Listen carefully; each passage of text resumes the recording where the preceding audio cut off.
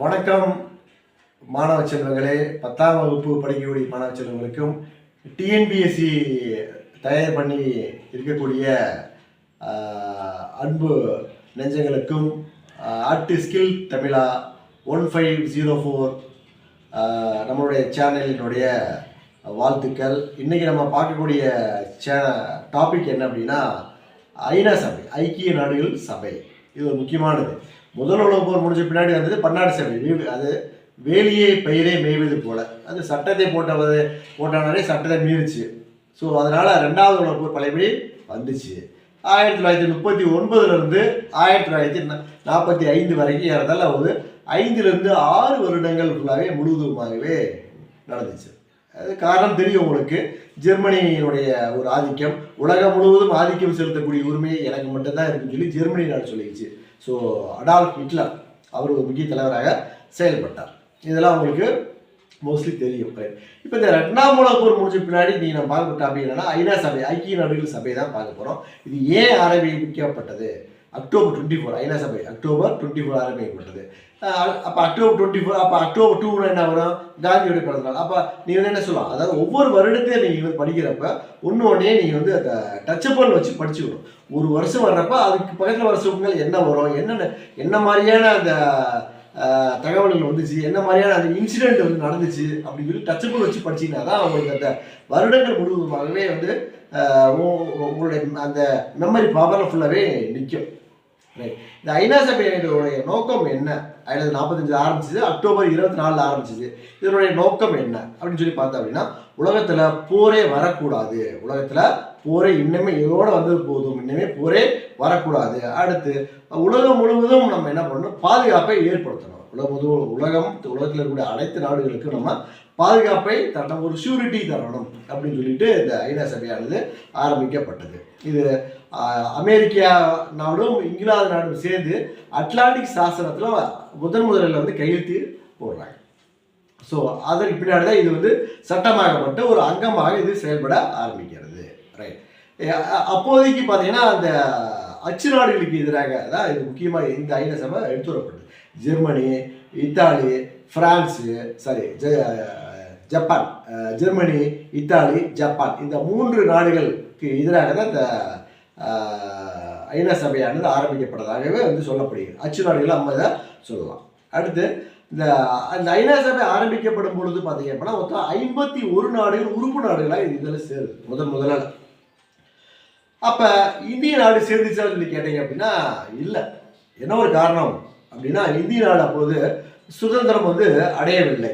அப்போ அதனால் அது ஐநா சபை ஐநா சபையில் உறுப்பு நாடு நம்மளுடைய இந்திய நாடு அதில் சேரவில்லை. இப்போதைக்கு பார்த்தீங்க அப்படின்னா 193 நாடுகள் உறுப்பு நாடுகளாக இருக்குது. அதாவது 192 நாடுகள்லாம் இருந்துச்சு.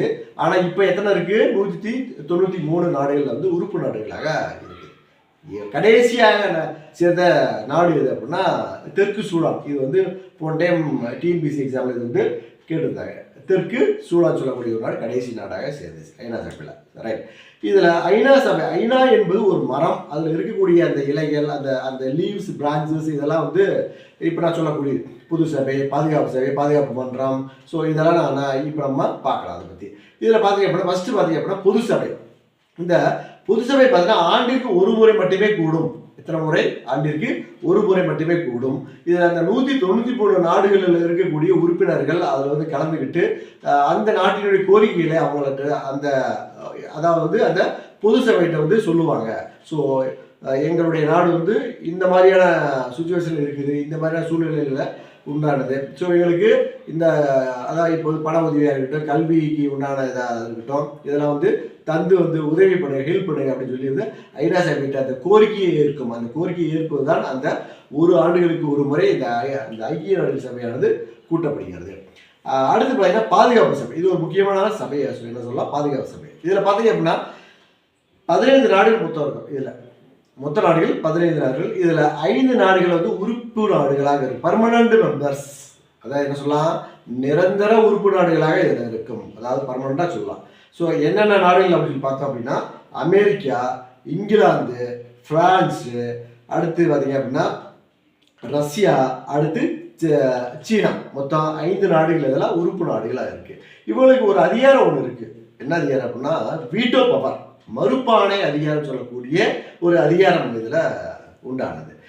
அதாவது இப்போ ஒரு கோரிக்கையை அந்த ஐக்கிய நாடு சபை வந்து கொண்டு வருது, மற்ற நாடுகள் எல்லாமே கையெழுத்து போட்டுச்சு அப்படின்னா இதில் இருக்கக்கூடிய ஏதாச்சும் ஒரு நாடு இது வந்து இந்த கோரிக்கையை ஏற்கவில்லை என்றால் அந்த கோரிக்கை செயல்படுத்தப்பட மாட்டாது. So that is called for veto power, மறுப்பானை அதிகாரமாக சொல்லலாம். மீதி இருக்கக்கூடிய 10 நாடுகள் இருக்குல்ல, அந்த 10 நாடுகள் பார்த்தீங்கன்னா அதை பர்மனண்ட் இல்லாதது, அதாவது நிரந்தர உறுப்பு நாடுகளாக இல்லாதது சொல்லலாம். ரைட். அடுத்து பார்த்தீங்க அப்படின்னா பொது செயலாளர். இந்த அடுத்து பார்த்தீங்கன்னா நெக்ஸ்ட் வந்து நம்ம செயலகத்துக்கு வருவோம். செயலகம் சொல்லி பார்த்தீங்க அப்படின்னா ஐநா சபையில் செயல்பாட்டு அங்கமாக செயல்படக்கூடியது இந்த பொது செயலகம்.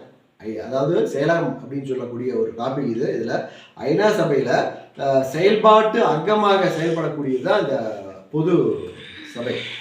இது வந்து எப்படி இந்த இதில் இருக்கக்கூடிய அந்த தலைவர் எப்படி வந்து தேர்ந்தெடுக்கப்படுகிறார் அப்படின்னு சொல்லி பார்த்தேன் அப்படின்னா பாதுகாப்பு சபையினுடைய பரிந்துரையின்படி இந்த பொது செயலாளர் வந்து இந்த அதாவது பொது செயலகத்தை வழிநடத்தக்கூடியவராக இதில் வந்து தேர்ந்தெடுக்கப்படுகிறார். அடுத்து பார்த்தீங்க அப்படின்னா இந்த பன்னாட்டு நீதிமன்றம் அப்படின்னு சொல்லி ஒரு கேள்வி வரும். இது வந்து டிஎன்பிஎஸ்சியில் மோஸ்ட்லி கேட்கறது. இந்த பன்னாட்டு நீதிமன்றம் அமைந்துள்ள இடம் எங்கே இருக்குது அப்படின்னா திகேக்கில் இது வந்து அமைஞ்சிருக்கு. அடுத்து பார்த்தீங்கன்னா இப்போ நெக்ஸ்ட் பார்த்தீங்க அப்படின்னா பொருளாதார சமூக மன்றம். இது வந்து ஐநாவினுடைய 5வது அங்கமாக செயல்படுது. 5வது அங்கமாக எது செயல்படுகிறது அப்படின்னு சொல்லி கேட்டாங்க அப்படின்னா பொருளாதார மற்றும் சமூக மன்றம் வந்து ஐநாவினுடைய 5வது அங்கமாக செயல்படுகிறது. இது வந்து உலகத்தில் இருக்கக்கூடிய பொருளாதார முன்னேற்றத்திற்காண்டி பாடுபடக்கூடிய ஒரு சங்கமாக இது செயல்படுகிறது. ஃபார் எக்ஸாம்பிள் FAO, என்னது ஃபுட் அண்ட் அக்ரிகல்ச்சர் ஆர்கனைசேஷன், அப்புறம் WHO வேர்ல்டு ஹெல்த் ஆர்கனைசேஷன், அப்புறம் யூனிசிப் இருக்குது, அப்புறம் பார்த்தீங்கன்னா UNDP இருக்குது. UNDPனா யுனைடெட் நேஷன்ஸ் டெவலப்மெண்ட் பிளான் இது இருக்குது. ஸோ இந்த மாதிரியாக நம்ம வந்து செயல்படுத்தலாம். அடுத்து பார்த்தீங்க அப்படின்னா கடந்த 10 ஆண்டுகளில் பார்த்தீங்க அப்படின்னா நாட்டில் வந்து ஏகப்பட்ட பிரச்சனைகள் வந்து நடந்திருக்கு. இந்த பிரச்சனைகள் எல்லாத்தையும் வந்து தீர்வுன்றது நம்மளுடைய ஐநா சபை. ஒன்றும் இல்லை, பக்கத்து வீட்டுக்காரன் சண்டை அப்படின்னா அவங்க எங்கே போயிருப்பா, போலீஸ் போய் நிற்பாங்க. இதே மாதிரி வந்து பக்கத்து மாநிலங்கள் மொத்தம் வந்து 2 மாநிலங்களுக்கு இடையே ஒன்றா பிரச்சனை. இப்போ வந்து நீர் பிரச்சனையாக இருக்கட்டும், ஸோ என்ன ஒரு பிரச்சனையாக இருந்தாலுமே அவங்க வந்து எங்கள் சுப்ரீம் கோர்ட்டில் போய் நிற்பாங்க. ஓகேவா.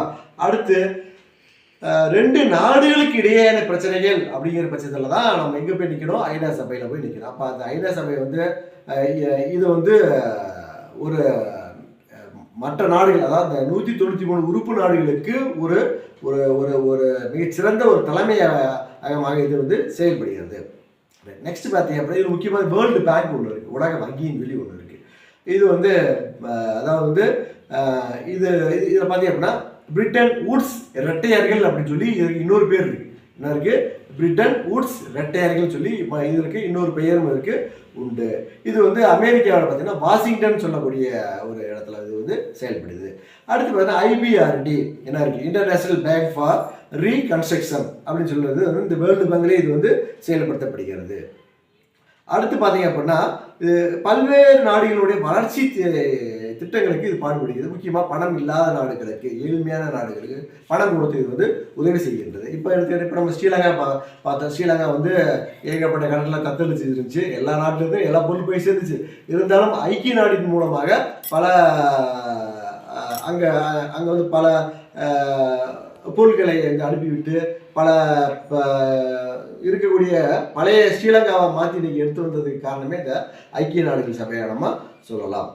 அடுத்து பார்த்தீங்கன்னா இது வந்து மிக குறைந்த வட்டிக்கு வந்து பல நாடுகளுக்கு பணம் வழங்குகிறது. பார்த்தீங்கன்னா 50 ஆண்டு காலங்கள் இது வந்து அளவு. 50 ஆண்டுகளுக்குள்ள 50 ஆண்டுக்குள்ள அவன் என்ன பண்ணிடணும், அந்த பணத்தை வந்து கட்டிடணும். அதுக்கு பேர் என்ன சொல்லலாம், அதாவது இது வந்து என்னது மிக குறைந்த வட்டிக்காடி வழங்கப்படுகிறது. இதற்கு பேர் என்ன அப்படின்னா மென் கடன்கள் அப்படின்னு சொல்லி நம்ம சொல்லுவோம். இது இங்கிலீஷ் சொல்லணும் அப்படின்னா சாஃப்ட் லோன்ஸ் சொல்லி சொல்லுவோம். அடுத்து பார்த்தீங்க அப்படின்னா லாஸ்ட்டு அப்புறம் அது ஆக்சுவலி உங்களுக்கு தெரியும், பன்னாட்டு IMF தெரியும், இன்டர்நேஷ்னல் மானிட்டரி ஃபண்டு. ஸோ இதுவும் இதில் செயல்படுது. அடுத்து சார் சரிங்க சார் இதெல்லாம் சொல்லிட்டீங்க. இப்போதைக்கு இதில் யார் தலைவராக இருக்காங்க அப்படின்னு சொல்லி பார்க்கலாம். இதில் இப்போதைக்கு தலைவராக யார் பார்த்தீங்கன்னா அண்டோனியோ குட்டெரஸ் அண்டோனியா குட்ரட்ஸ் வந்து இதில் வந்து தலைவராக இருக்காரு. அடுத்து பார்த்தீங்கன்னா துணை பொது செயலாளராக யார் இருக்காங்க அப்படின்னா அமினா ஜே முகமது வந்து இது வந்து ஐநா சபையினுடைய துணை பொது செயலாளராக இருக்கிறார். அடுத்து பொது சபையினுடைய தலைவராக யார் இருக்காங்க அப்படின்னா டென்னிஸ் பிரான்சிஸ் இருக்கார். யார் இருக்கா? டென்னிஸ் பிரான்சிஸ் இருக்கார். அடுத்து பொருளாதார சமூக கவுன்சிலினுடைய தலைவர், பொருளாதார சமூக கவுன்சிலினுடைய தலைவர் யார் இருக்கா அப்படின்னா பவுலா நர்வஸ் இருக்கார். பவுலா நர்வஸ் இருக்கார். இதெல்லாம் டிஎன்பிசியில் கேட்கக்கூடிய கேள்விகள் மற்றும் தகவல்களை நம்ம சொல்லலாம். இப்போ ஐநா சபையை பற்றி ஓரளவு உங்களுக்கு தெரிஞ்சிருக்குன்னு சொல்லி நினைக்கிறேன். அடுத்த வீடியோவில் பார்க்குறப்ப அந்த ஐநா சபையை சார்ந்த சில தகவல்கள் இன்னமும் ஏதாச்சும் வந்து நம்ம வந்து கேதர் பண்ணி சொல்லலாம். இன்னமும் சொல்லலாம். என்னது பிஜியில் இருக்கக்கூடிய இது முன்னாடி எந்த வருஷத்துலேருந்து எந்த வருஷம் யார் வந்தால் எப்போ வந்தால் அதெல்லாம் நம்மளுக்கு இப்போதைக்கு நம்மளுக்கு வந்து தேவையில்லாத விஷயங்கள். தற்போது தேவையானது இது. அடுத்து வரக்கூடிய வீடியோவில் நம்ம பார்க்கலாம். ஸோ அது வரைக்கும் நம்மளுடைய சேனலை பார்த்துருப்பீங்க. எல்லாத்துக்கும் ஷேர் பண்ணுங்கள், லைக் பண்ணுங்கள், சப்ஸ்கிரைப் பண்ணுங்கள், உங்களுடைய ஃப்ரெண்ட்ஷிப் எல்லாத்துக்கும் சென்ட் பண்ணுங்கள். ஸோ நம்மளுடைய வீடியோவை பார்த்த அத்தனை நேயர்களுக்கும் என்னுடைய கனிவான வணக்கத்தினை தெரிவித்துக் கொள்கின்றேன். Thank you so much. Thank you to all.